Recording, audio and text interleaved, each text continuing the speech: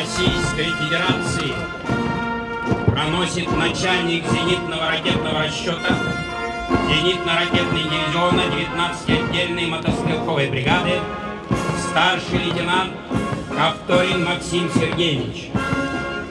Знамя Вооруженных сил Российской Федерации несет начальник метеорологической службы 19-й отдельной мотострелковой бригады майор Янков Александр Анатольевич.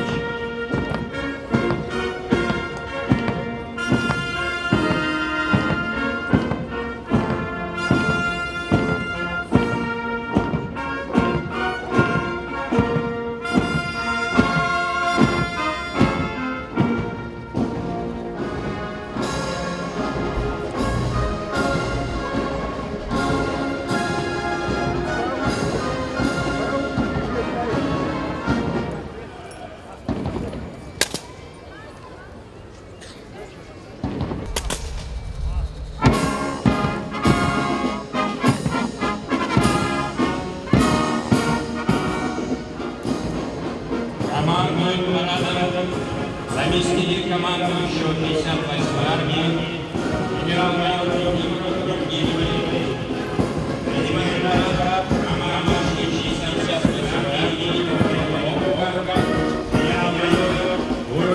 Андрей Викторович.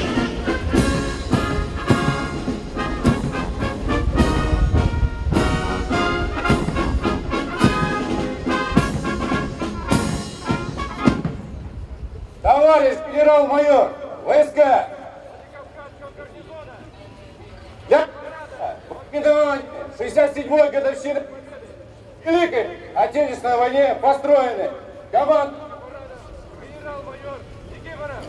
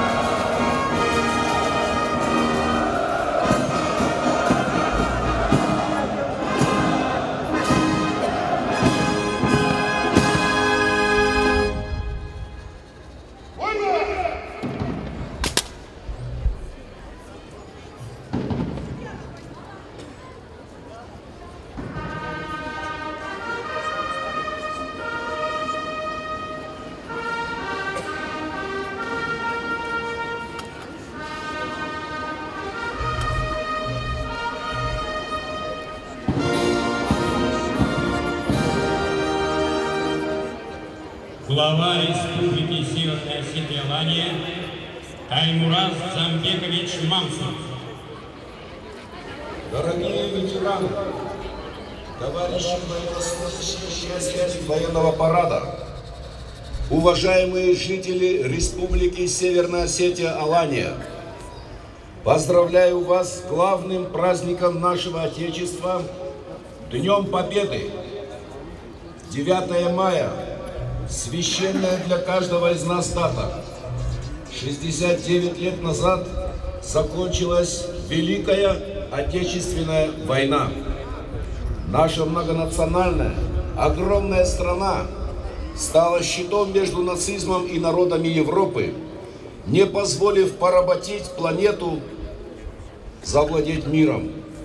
Мы всегда будем помнить имена героев, спасших от угрозы истребления миллионы людей, одержавших победу, значение которой навсегда останется в благодарной памяти потомков. Вечная слава советским солдатам и офицерам, труженикам тыла, всем народам нашего великого Отечества, отстоявшим свободу и независимость Родины. Такие сражения, как Курская дуга, битва за Москву, Ленинград, Сталинград, Кавказ, не просто этапы Великой Отечественной войны. Из этих окропленных кровью страниц состоит героическая история России, полная доблести и мужества наших предков. Не было ни одного сражения Великой Отечественной, в котором бы не принимали участие наши земляки. В рядах советской армии, в партизанских отрядах, в движении сопротивления сражались тысячи сынов и дочерей республики. Все, кто мог держать оружие в руках. Каждый второй из них не вернулся с фронта. Победа над нацизмом стала победой всего советского народа. Она далась не только силой оружия, но и духом боевого братства людей разных национальностей. Сегодня мы, их потомки, разделены не только государственными границами, но часто и прочтением нашей общей истории. Мы видим, как на Украине поднимает голову фашизм, оскверняются могилы павших, заживо сжигают, расстреливают мирное население. С той же беспощадной жестокостью и цинизмом. Но тогда это делал враг, а теперь власть, давшая волю невежественной, не знающей правды о войне молодежи. Наш долг сегодня многократно усилен этой угрозой. Уроки Великой Отечественной должны быть крепко заучены. Мы обязаны сохранить память о подлинных героях войны, передать ее от родителей к детям, от сердца к сердцу. Дорогие ветераны, вас всегда отличали не только мужество и стойкость, но и скромность. Но пора еще громче рассказать о фронтовой и трудовой доблести каждого из вас. Пусть ваши внуки и правнуки, семьи, соседи, фамилии, вся республика знают о том, каким был вклад каждого из вас в победу, какой ценой оплачены десятилетия мира и свободы в нашей стране. Поиск еще неизвестных героев Великой Отечественной не должен прекращаться. Мы год за годом обязаны извлекать из небытия уникальные свидетельства великого подвига нашего народа, рассказывать о них молодежи. Следующий год для нас очень важен. Мы будем отмечать 70-летие Великой Победы. Все, что мы будем делать, готовясь к празднованию этой важнейшей для всего мира даты, должно быть направлено на укрепление дружбы, взаимопонимания и доверия между народами, победившими фашизм, народами, которые жили в одной стране, защищали ее, поднимали из руин, поддерживали друг друга в горе и в радости, как самые близкие люди. Мы должны сделать все для того, чтобы память об этом братстве была жива. Поздравляю вас с Днем Великой Победы! Слава Осетии! Слава России! Ура!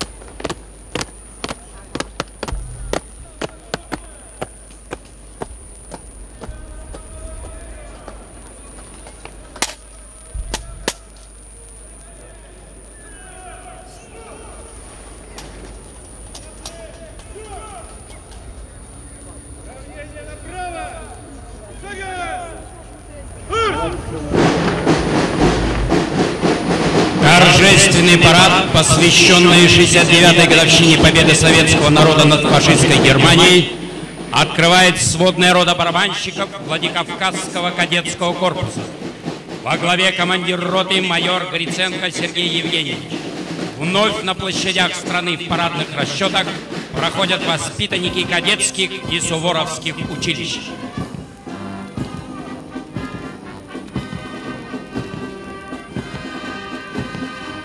Со знаменной группой следует рота почетного караула. Участвовать на параде победы в роте почетного караула – это поистине честь для каждого военнослужащего. И сегодня эта почетная миссия представлена наиболее отличившимся военнослужащим, проходящим службу в воинских частях Владикавказского гарнизона. На площадь выходит подразделение в исторической форме одежды образца 43-го года, который весной 45-го наши деды окончили войну. Возглавляет сводную роту командир роты батальона связи 19-й отдельной мотострелковой бригады капитан Малюгин Артем Владимирович. В строю находятся правнуки тех, кто победил гитлеровскую Германию. Торжественным маршем по площади Свободы проходит офицерский парадный расчет управления 58-й армии. Сформированная в ноябре 41 года 58-я армия приняла свое боевое крещение осенью 42-го под городом Орджоникидзе. На площади парадный расчет 19-й отдельной Воронежско-Шумлинской краснознаменной орденов Суворова Трудового Красного Знамени мотострелковой бригады. Возглавляет строй командир бригады, дважды кавалер ордена Мужества, генерал-майор Кисель Сергей Александрович. Яркой страницей летописи соединений является оборона Москвы и города Харькова.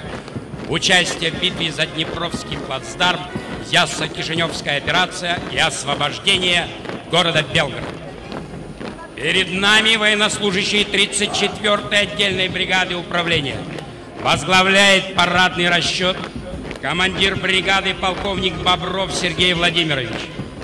За участие в боевых действиях 187 военнослужащих бригады награждены боевыми орденами и медалями. Парад продолжает сводный парадный расчет 67-й зенитной ракетной бригады и 34-го отдельного радиотехнического полка особого назначения. Возглавляет сводный парадный расчет командир 67-й зенитной ракетной бригады полковник Гончаров Александр Петрович. Воины-зенитчики круглосуточно несут боевое дежурство. Под звуки марша перед трибуной проходит 49-я отдельная бригада особого назначения внутренних войск МВД России. Во главе парадного расчета заместитель командира бригады полковник Кузнецов Николай Анатольевич. Бригада была сформирована 14 марта 1995 года. Завершает прохождение пеших парадных колонн парадный расчет воспитанников Владикавказского кадетского корпуса. Возглавляет парадный расчет полковник Давитов Руслан Сергеевич, награжденный 9 медалями, в том числе медалью во славу Осетии. Владикавказский кадетский корпус является правопреемником славных традиций Северокавказского Суворовского училища. 60 выпускников Суворовского училища награждены золотой медалью Героя Советского Союза. 7 стали героями Российской Федерации. 34 выпускника получили высокое звание генерал. Парад новейшей техники, состоящей на вооружении 58-й армии, начинает колонна бронетранспортеров БТР-82А. Огневая мощь повышена за счет установки унифицированного боевого модуля. В качестве вооружения использована 30-миллиметровая скорострельная пушка, спаренная с пулеметом. Защищенность машины повышена благодаря использованию противоосколочной защиты из многослойного синтетического материала. Для повышения разведывательных возможностей и эффективности стрельбы на новом бронетранспортере установлен комбинированный прицел круглосуточного действия, что позволяет вести прицельный огонь сходу и в ночное время.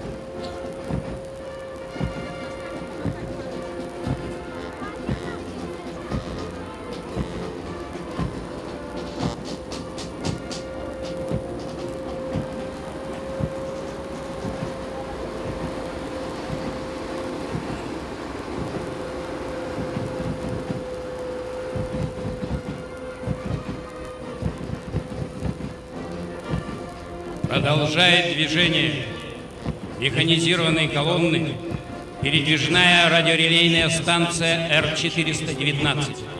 Она предназначена для быстрого развертывания самостоятельных радиорелейных или кабельных линий связи, ответвления каналов от многоканальных радиорелейных и проводных линий связи, в качестве временной радиовставки на поврежденных или ремонтируемых кабельных линиях связи, для организации видеоконференц-связи, передачи видеоданных по радиоканалу. Станция обеспечивает беспоисковое вхождение в связь и автоматическое восстановление связи при нарушении ее помех. В состав станции входит аппаратура, определенная координат размещения станции по сигналам навигационных систем ГЛОНАСС и НАВСТАР.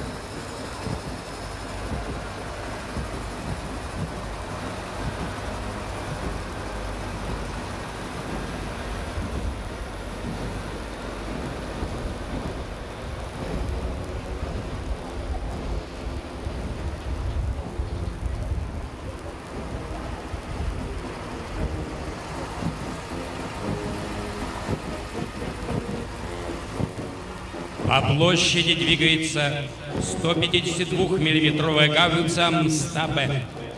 Российская буксируемая 152-миллиметровая гаубица предназначена для уничтожения тактических средств ядерного нападения, артиллерийских и минометных батарей, танков и других бронированных средств, разрушение полевых, фортификационных и других оборонительных сооружений, подавление живой силы и огневых средств, пунктов управления средств противовоздушной и противоракетной обороны. Для обеспечения автоматизированного управления огнем артиллерийских дивизионов, вооруженных буксируемым гаубицами МСТА-Б, разработаны комплексы «Фальцет» и «Капусть». Пушка стоит на вооружении России и ряда стран СНГ.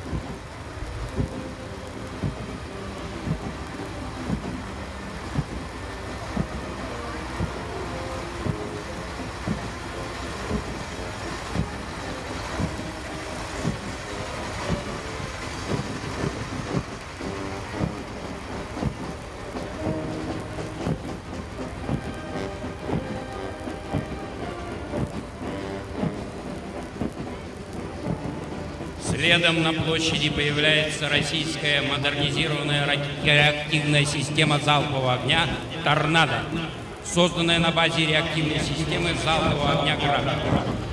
В июле 2012 года первые «Торнадо» поступили на вооружение мотострелковых формирований. В 2013 году система «Торнадо» завершила государственные испытания и была принята на вооружение армии Российской Федерации. Состав реактивной системы залпового огня «Торнадо» входит новая модернизированная боевая машина БМ-21, старый и новый тип 122-миллиметровых реактивных снарядов. Камин боевой машины размещено оборудование дистанционной установки и автоматизированная система управления огнем, позволяющая вести огонь без подготовки, осуществлять ведение пакета с направляющими без выхода и помощи из кабины. На специальном видеомониторе в автоматизированном режиме отображается информация об маршруте исследования направляющий. Экипаж машины уменьшен с 3 до 2 человек, а время развертывания уменьшено на неподготовленной боевой позиции до 6 минут, а на подготовленной до 1 минуты. Также боевые возможности новой системы были расширены за счет новых реактивных боеприпасов.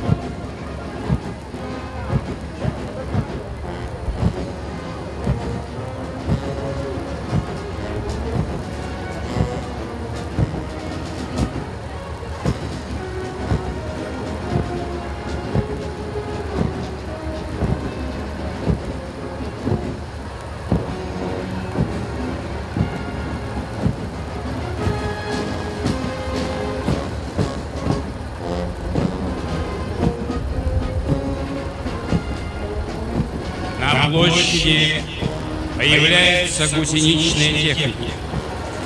Боевая машина пехоты БМП-3. Боевая бронированная гусеничная машина предназначена для транспортировки личного состава мотострелковых подразделений. Переднему краю повышение его мобильности, вооруженности и защищенности в условиях общевойскового боя, а также их огневой поддержки при действии в пешем порядке. Машина разработана Курганским специальным конструкторским бюро машиностроения. БМП-3 производится на Курганмашзаводе и впервые была публично продемонстрирована в 1990 году на параде в честь 45-й годовщины победы в Великой Отечественной войне.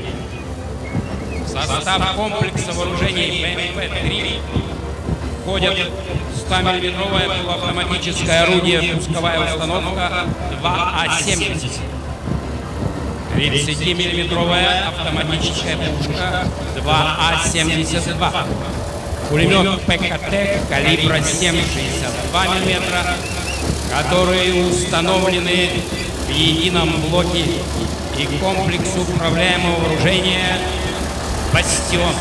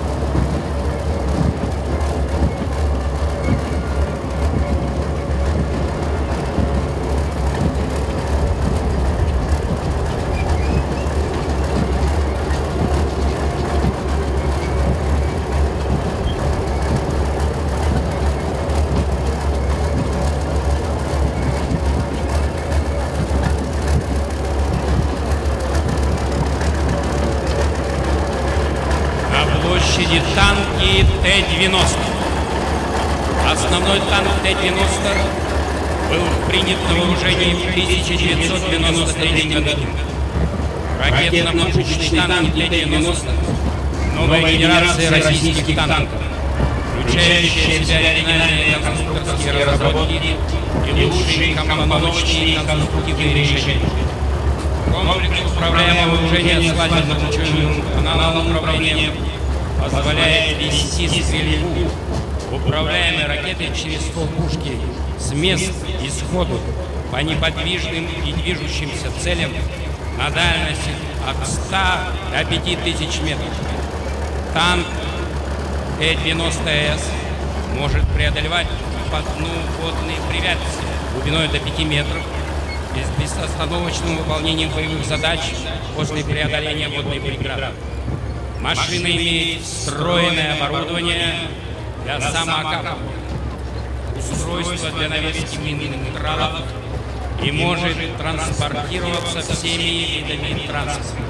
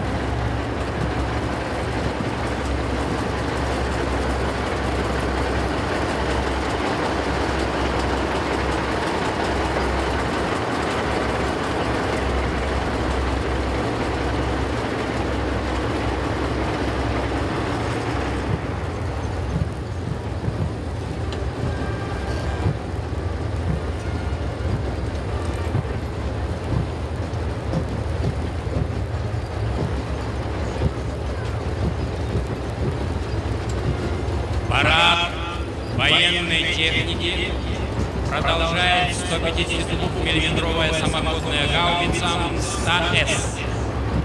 Самоходная гаубица МСТА-С является мощным огневым средством борьбы с противником, позволяет вести стрельбу с закрытых огневых позиций и прямой наводкой при температуре воздуха от минус 50 до плюс 50. Она предназначена для уничтожения средств ядерного химического нападения противника, поражения артиллерии, минометов, других огневых средств, поражения живой силы противника, расположенного открыто и укрытых полевого типа, поражение танков и других бронированных целей, разрушение полевых оборонительных сооружений, подавление органов управления войсками, проделывание проходов в минных полях и проволочных заграждениях, освещение местности ночью. Боевая масса машины 42 тонны. Экипаж 5 человек. Максимальная дальность стрельбы 24 700 метров. Скорострельность 7-8 выстрелов в минуту. Боекомплект составляет 50 выстрелов. Самоходная гаубица МСТА-С состоит на вооружении артиллерийских подразделений.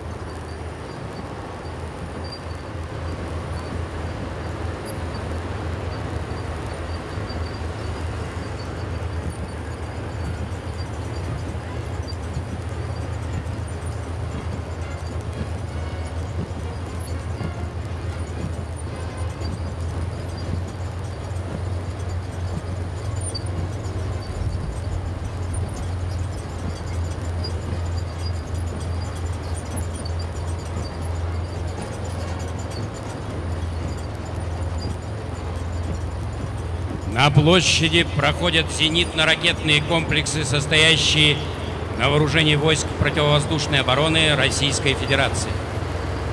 Автономная войсковая зенитная ракетная система ближнего действия ТОР предназначена для прикрытия частей и подразделений сухопутных войск в подвижных формах боя и на маршруте от ударов пилотируемых и беспилотных средств воздушного нападения. Система ТОР обеспечивает обнаружение и опознавание воздушных целей на марше и стоянке или с короткой остановки. Зона поражения воздушных целей по дальности до 12 километров, по высоте до 6 километров. Экипаж 4 человека.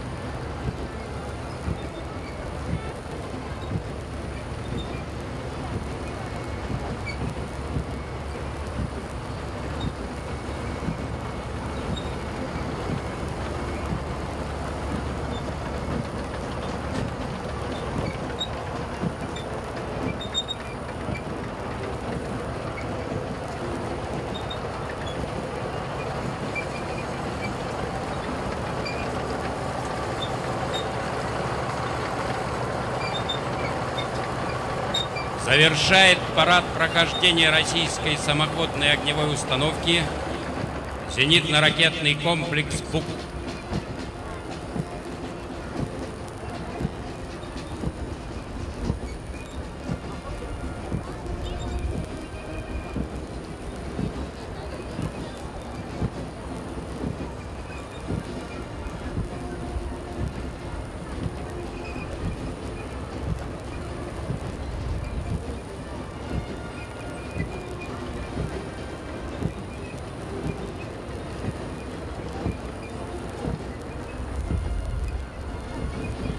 Самоходная огневая установка «Бук» создана на базе самоходной огневой установки 9А-38.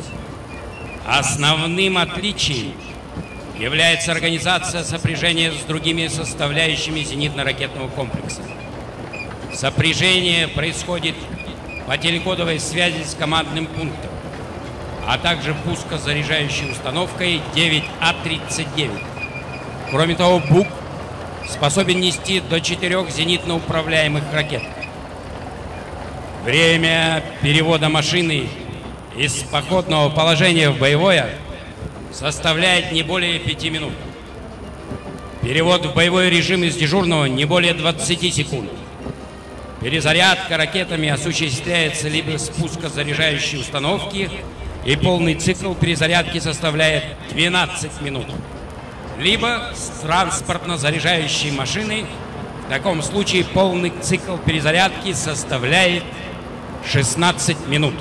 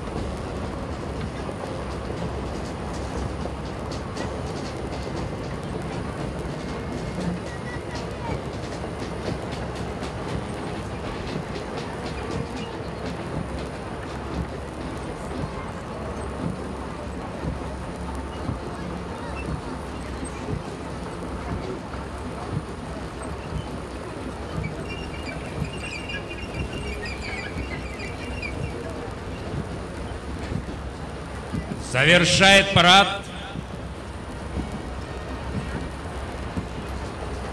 сводный духовой оркестр 58-й армии под управлением военного дирижера майора Лазутского Артема Анатольевича.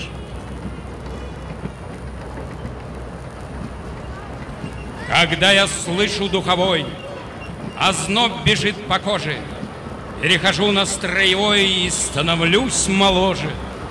Срывая лист с календаря, все чаще вспоминаю парад 7 ноября, парад Победы в мае. Оркестр со мною был всегда на кроссах, на разводе, как путеводная звезда, и при любой погоде. Уже седой, но каждый раз душа вся наизнанку, и слезы и вышибит из глаз. Парад Победы подходит к концу. Торжества продолжатся на Аллее Славы в Парке культуры имени Коста Хитагурова на городских площадях. Там развернут полевую кухню. Завершится День Победы праздничным салютом. Все, что происходило на площади Свободы, вы могли наблюдать в режиме онлайн. Прямую трансляцию с главного праздника страны проводила интернет-телевидение Осетия ТВ. Спасибо нашим ветеранам за великую победу. С вами была Елена Черенкова. До свидания.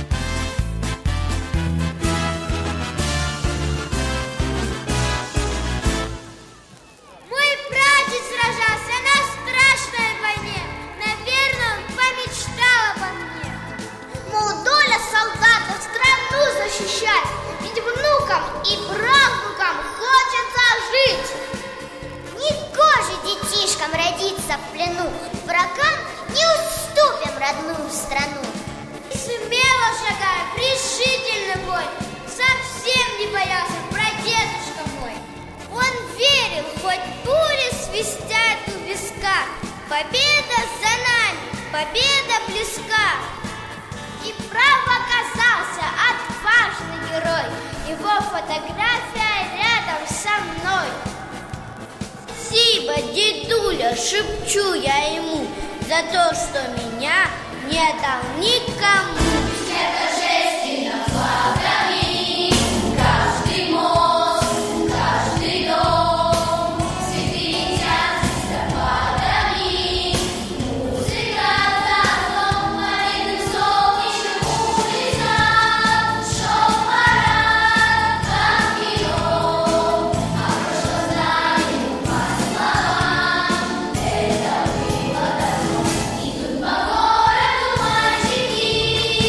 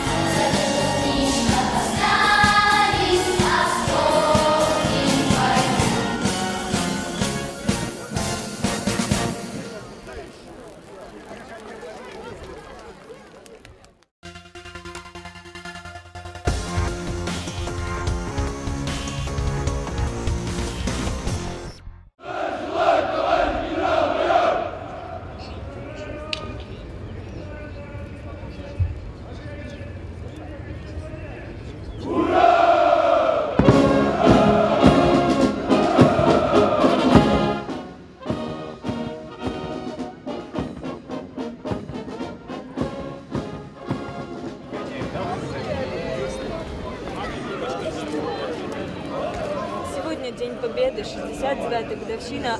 Какие эмоции вызывают вот у вас, горожанки, этот праздник, и с каким чувством встречается День Победы? Конечно же, в первую очередь, это чувство гордости за наше Отечество, за то, что мы выиграли и выстояли в этой тяжелейшей победе. Просто обидно, что то, что творится сейчас на Украине и вообще творится за рубежом, как преподносят нашей молодежи, кто принимал этот парад Победы. Это же был Жуков. И очень обидно, что не все об этом помнят и не все это знают.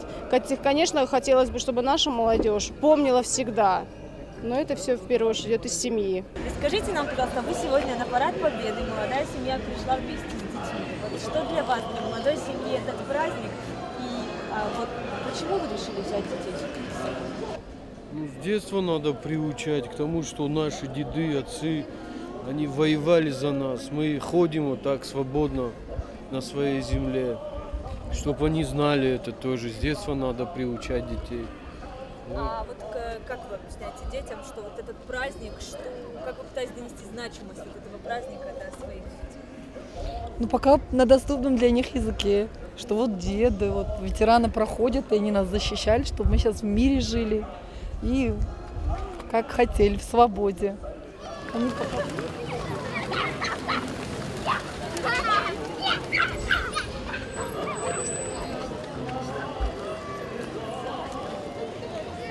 Ты внук ветерана Великой Отечественной войны. Какие у тебя эмоции вызывает этот парад, этот большой праздник?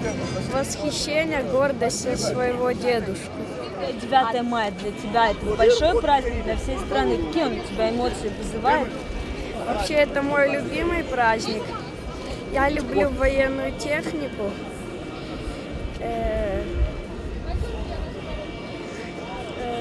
У меня гордость за то, что мы победили немцев. Я воевал на Ленинградском фронте. Там меня ранило 6 месяцев.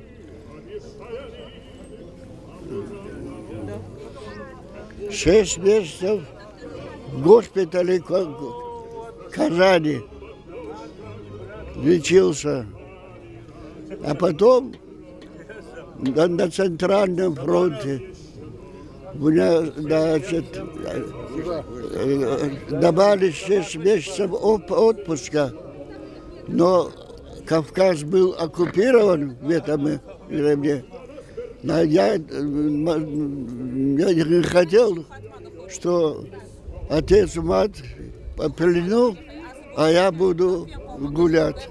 Алан Русманович, как представитель руководства Северной Осетии, вот как вы считаете, делается ли в стране или в республике все, чтобы обеспечить достойное проживание нашим ветеранам? Если да, то хорошо, конечно, но если нет, то что предстоит еще сделать? Я думаю, что руководство республики предпринимает все меры для того, чтобы наши ветераны были в достойном внимании. Это в первую очередь, я думаю, что победа, которая достигнута их кровью, их отношением к Отечеству, не должно быть забыто. И младшее поколение сегодня воспитывается на великих примерах, которые не дают нам повода забывать о этих великих подвигах. И живой пример сегодня, их становится все меньше и меньше. Поэтому, на мой взгляд, то внимание, которое должно уделяться не только со стороны руководства, но и со стороны родственников, детей, внуков, наших великих отцов, оно должно именно в воспитательном плане давать нам надежду на то, что такого больше не повторится.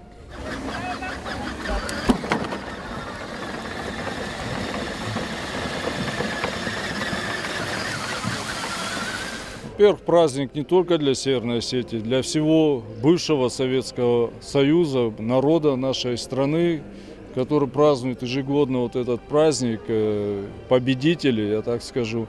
К сожалению, у нас с каждым годом становится все меньше участников Великой Отечественной войны. Я хочу пожелать тем, которые прошли через этот ад войны, в первую очередь здоровья, благополучия, и чтобы они прожили еще у нас долго-долго хорошую жизнь. День Победы, конечно, считается самым главным праздником для военнослужащих Вооруженных сил Российской Федерации. И, конечно же, это Очень приятно смотреть на молодое поколение, которое стремится к защите российского государства, которое не оставляет старые навыки, а также всегда смотрит на старшее поколение и стремится встать в их ряды. Посиди чуть-чуть там. Ну он не понимает, что ему надо необходимо. Ну тем более, зачем он силу? А вот есть ли какая-то история военных лет, которую вы вот своим, может, внукам рассказываете чаще всего? Ну, про всю войну я рассказываю там вот. Говорю, что это самая тяжелая война была, самая кровопролитная война была.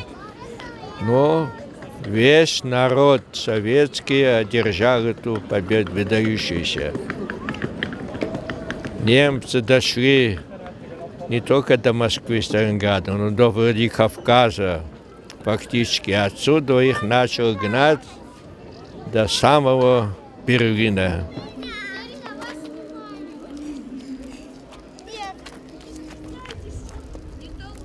Сразу остановилась.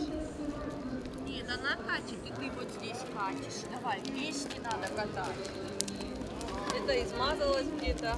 Сегодня великий праздник по всей стране, в том числе в Владикавказе. Сегодня парад, который по наличию техники только 4 города. Вот 4-й город по количеству техники – это город Владикавказ, город воинской славы. Конечно, можно много говорить, что делается в республике сегодня, в городе Владикавказе для ветеранов. Это выделение квартир по программе жилища, это и ремонт квартир участников войны, это и социальные программы. Но я думаю, все это, наверное, недостаточно. Это долг нашего младшего поколения сделать гораздо больше для них, все, что возможно, потому что и количество ветеранов, к сожалению, становится с нами меньше. Поэтому в этот великий праздник сегодня тоже будет в их честь вот этот парад. И все те мероприятия, которые сегодня будут и праздничные, и вечером фильм будет «Отец солдата», в парке на летней площадке, и социальные программы, и полевая кухня сегодня. То есть много сегодня таких праздничных мероприятий. Мальчишки, а вы знаете, какой сегодня праздник? День Победы. А почему он так называется? Потому что 9 мая победили фашистов. А вот вы знаете, у вас кто-то из дедушек или прадедушек воевал? Ну да, Я видела театр в садике. У нас дедушка есть, его папа воевал на войне и погиб. Для меня это самый счастливый день вообще в жизни, потому что в этот день наша страна подарила всем мир и свободу.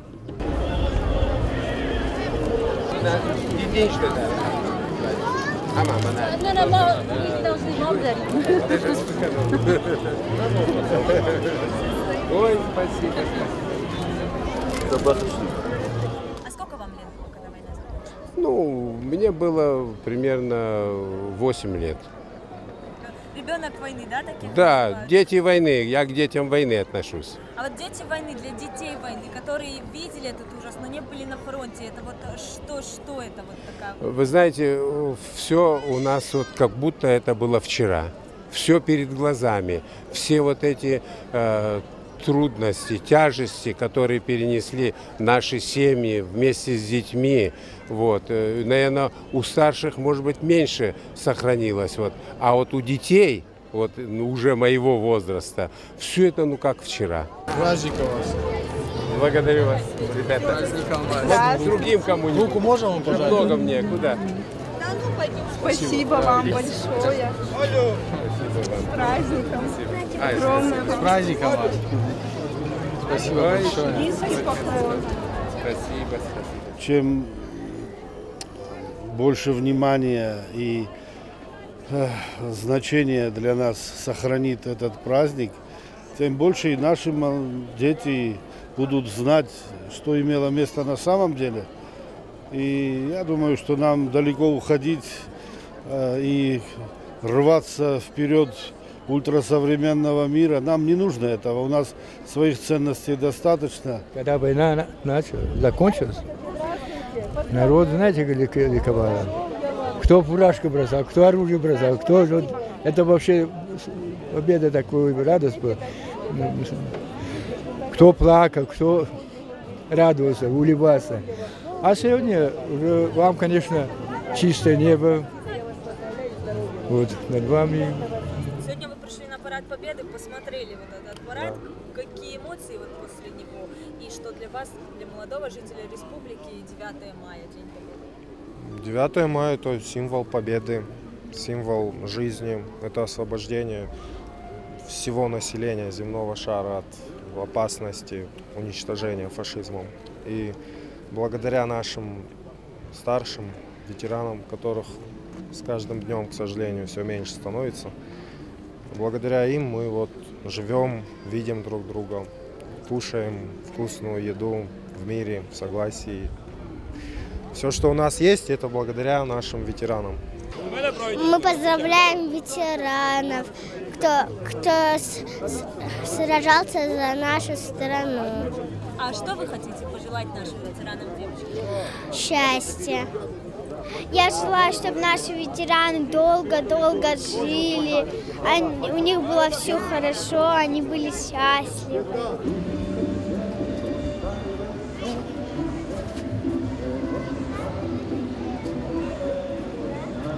Праздник этот, он в первую очередь светлый праздник. Мы очистили землю от этой нечисти. И я считаю, что все-таки это день памяти тех, кто не пришел с полей сражений.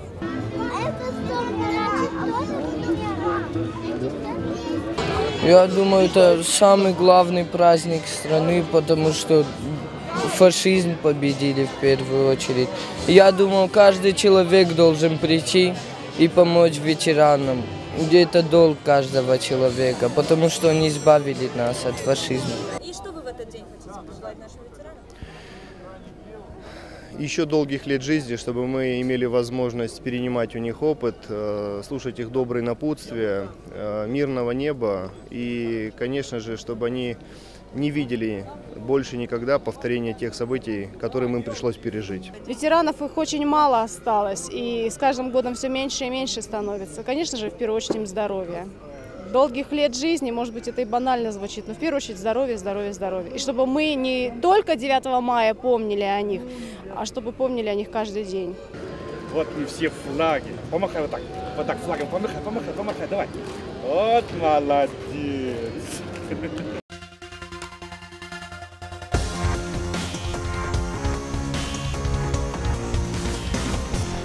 С портретом деда на парад Победы. Так называется всероссийская акция памяти фронтовиков, которая в этом году впервые проводится и в Северной Осетии. В одном строю прошли дети, внуки и даже правнуки ветеранов, которых, к сожалению, с нами уже нет. Участниками стали все желающие. По условиям акции старые фотографии прадедов, дедов и отцов жители республики прислали на почту Осетия ТВ. Специалисты медиапортала стилизовали снимки под военную тематику, а также абсолютно бесплатно распечатали их. Получить готовые снимки можно было накануне в редакции и в день празднования Великой Победы. 9 мая родственники фронтовиков собрались у центрального входа в парк имени Костахи Тагурова. Оттуда началось торжественное шествие на площадь Свободы с портретами в руках. За действом наблюдали сотни владикавказцев. Они пришли почтить память тех, кому каждый обязан свободой и жизнью. Так студентка Арина Дицоева прошла с портретом своего прадеда Сосламбека Султанова, который воевал на Первом Украинском фронте и принял участие в самых тяжелых боях на Украине. Он не любил рассказывать о войне. Он говорил только то, что они пришли после разведчиков, они первые дошли до Берлина. Тогда это было очень круто. Мама рассказывала, что из всего Советского Союза, и в частности из Украины, его фронтовые друзья присылали ему открытки. И эти открытки были очень интересны и очень интересно подписаны. И там было написано не с Новым годом, а с Новым роком. И маму это очень забавляло, ей это нравилось. И эти открытки дедушка долго хранил. Всего в акции приняли участие около 50 человек. В их числе оказалась и Фатима Хосонова, внучка Ибрагима Андреева, который до недавних пор считался без вести пропавшим. Мы только недавно узнали, что он погиб в Краснодарском крае. Сейчас высечено его имя на мемориальной доске. Большое спасибо за акцию. Мы должны помнить наших предков, которые ценой собственной жизни подарили нам свободу. К сожалению, с каждым годом ветеранов становится все меньше. Но память о них должна сохраняться. Именно для этого проводятся подобные акции. Ангела Кубалова, Фатима Макиева, Евгений Маркин, Осетия ТВ.